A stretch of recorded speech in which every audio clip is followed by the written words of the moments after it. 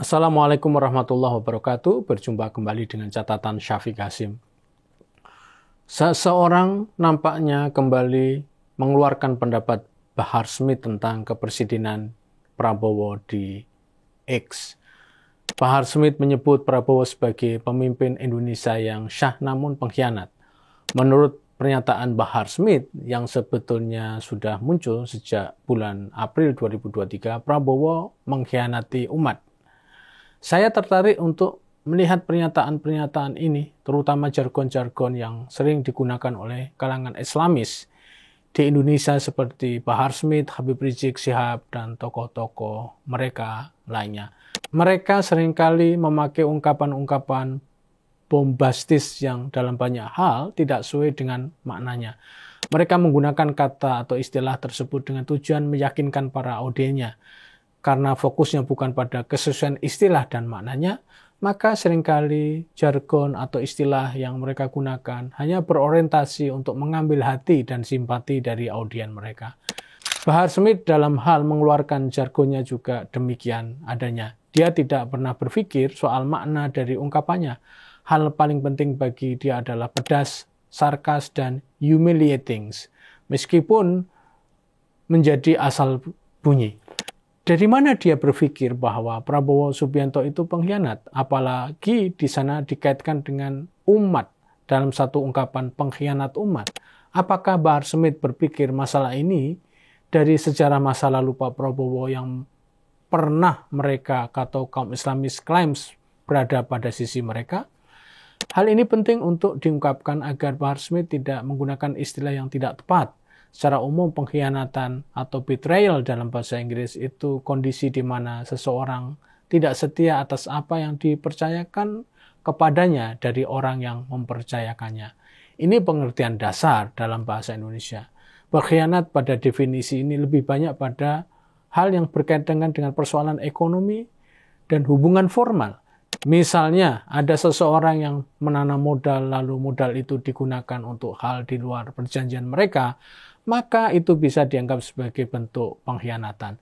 Dalam akad bisnis atau usaha bersama, biasanya dicantumkan hal-hal yang harus dilakukan sebagai wilayah usaha atau perdagangan.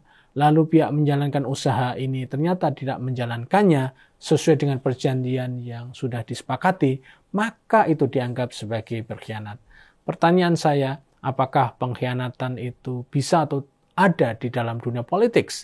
Dalam dunia politik, pengkhianatan atau berkhianat itu agak rumit untuk didefinisikan, apalagi itu berkaitan dengan dunia politik praktis. Pada umumnya, politik itu tidak bersifat individual, namun publik. Sebagai misal, seseorang mencalonkan diri menjadi pemimpin daerah, lalu Anda menyalurkan suara Anda ke seseorang tersebut berdasarkan janji politik dia yang kampanyekan, maka Anda salurkan suara Anda ke si calon ini dan ternyata dia menjadi kepala daerah. Apa yang Anda lakukan dengan seorang ini bukan merupakan perjanjian individual ke orang yang jadi pemimpin, karena dalam konteks ini tidak ada perjanjian individual yang formal dalam proses politik tadi. Pemimpin ini hanya terikat dengan perjanjian dia ke rakyat secara umum atau publik. Karenanya jika Anda menuduh seseorang berkhianat, maka jika itu berkhianat, maka itu bukan berkhianat pada rakyat, namun berkhianat pada diri Anda sendiri. Soal ini pun masih belum tentu karena Anda secara individual mungkin tidak pernah melakukan perjanjian dengan dia. Anda memilih seseorang menjadi pemimpin itu biasanya diikat oleh harapan Anda yang mungkin Anda yakini bisa diperjuangkan oleh seseorang ini. Kembali lagi soal Bahar Smith yang menyatakan bahwa Pak Prabowo berkhianat pada umat. Jelas apa yang dinyatakan Bahar Smith di sini adalah kesalahan alamat.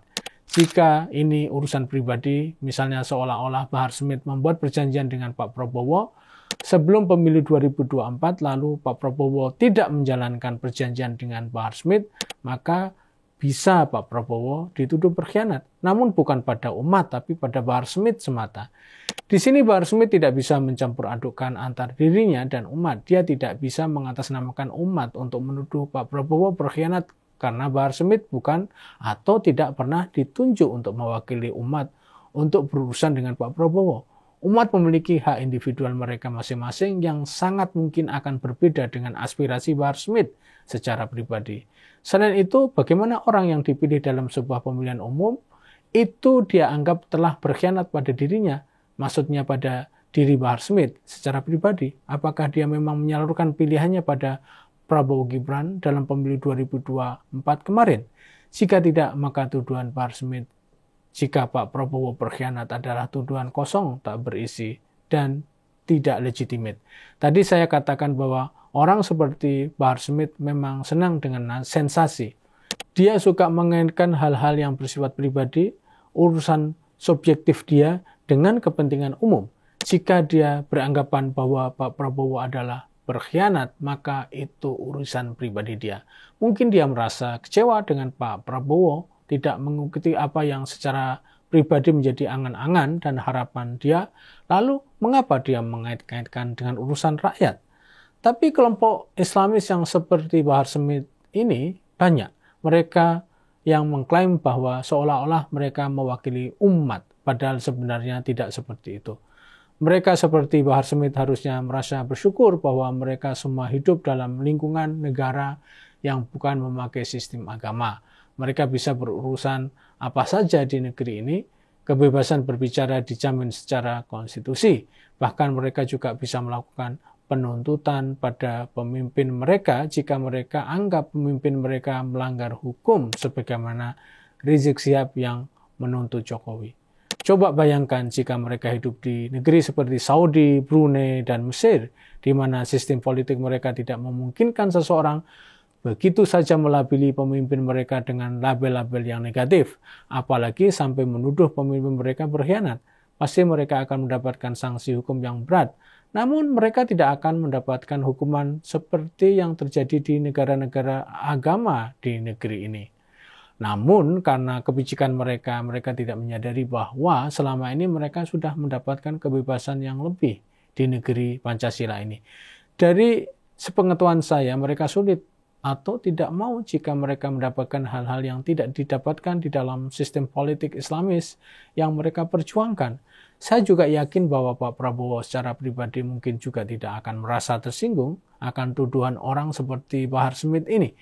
Sebagai catatan, menuduh seseorang atau seorang pemimpin negara dengan tuduhan yang macam-macam itu bisa jadi tidak akan menimbulkan apa-apa bagi penuduhnya karena tuduhan itu dinyatakan di negeri demokratis seperti Indonesia. Demikian, wassalamualaikum warahmatullahi wabarakatuh.